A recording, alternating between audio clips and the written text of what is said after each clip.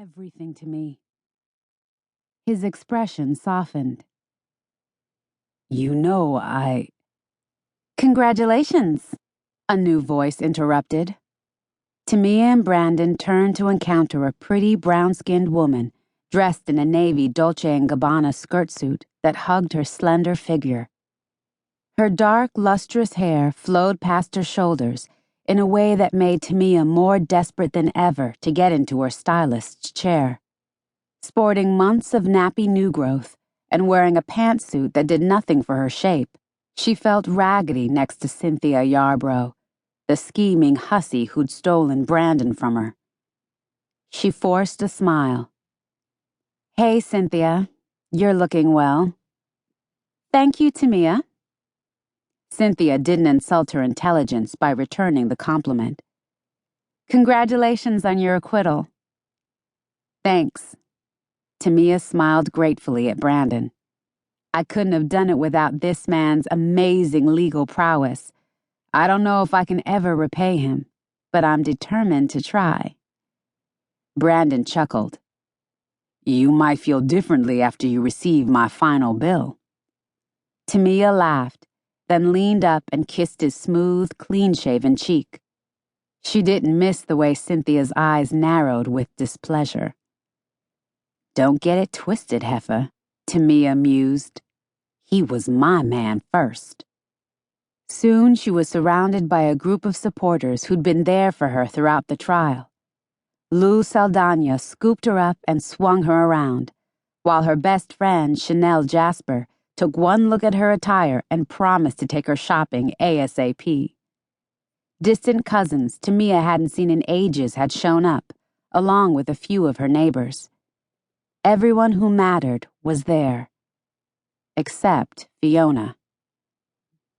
And she doesn't matter anymore, Tamia thought darkly. You bitch! The enraged outburst came from the other side of the courtroom, where a sobbing woman was being restrained by several members of Isabel Archer's family.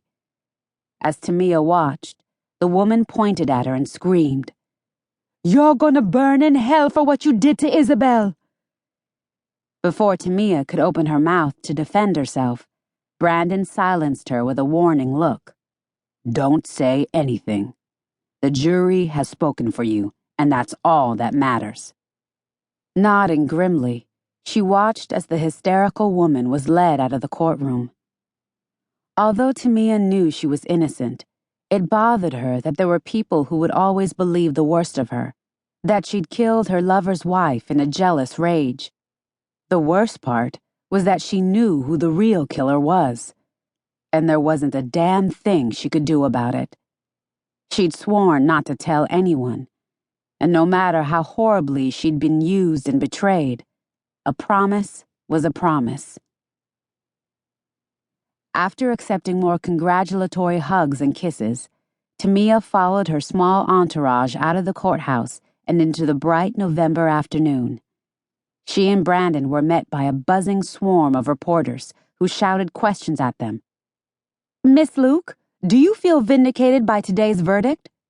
Mr. Chambers, do you stand by your strategy to portray Dominic Archer as the real killer?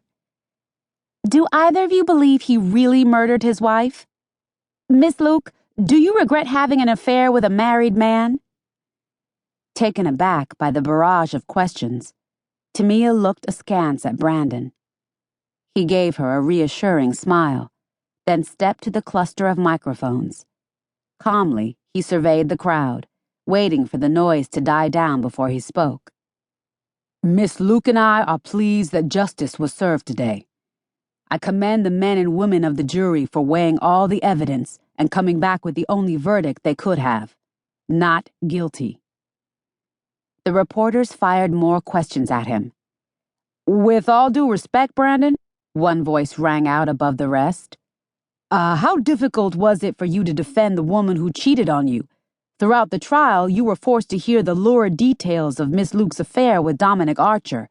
How in the world did you remain objective? Tamia's face heated with shame, while Brandon didn't so much as flinch. My prior relationship with Miss Luke wasn't on trial, he answered.